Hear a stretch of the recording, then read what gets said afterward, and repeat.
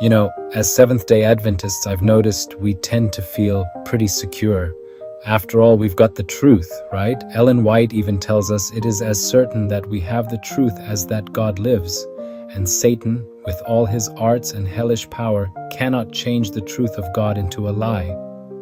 That's from Testimonies for the Church, Volume 4, page 595. And sure, we're not about to start keeping Sunday or believing the soul is immortal or denying who Christ really is. That's not our struggle. But here's the thing, having the truth is not the same as living it. Let's not kid ourselves.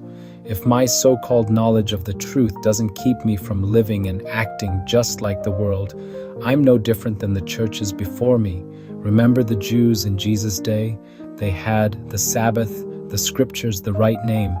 But when Christ showed up, they missed him because they were clinging to their system, not their Savior. It's a dangerous pattern. Every church thinks it's the last one, that it could never fall, never be replaced. The Jews never recognized the Christians.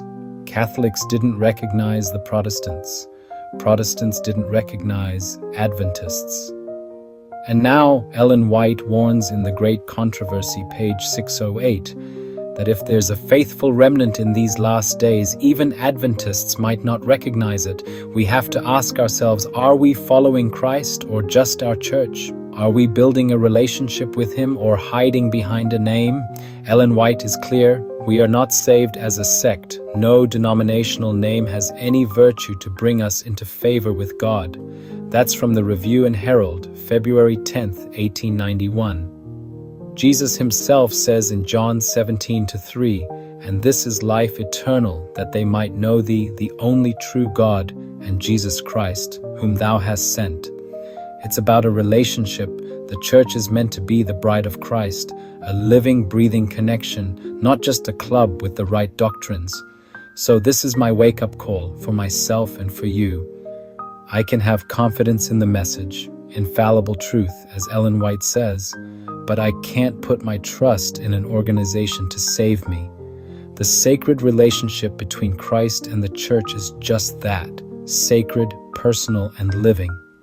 Let's not repeat history. Let's make sure our truth leads us into a living connection with Jesus, not just a safe label. That's what will save us. Not the name, not the system, but the Savior himself.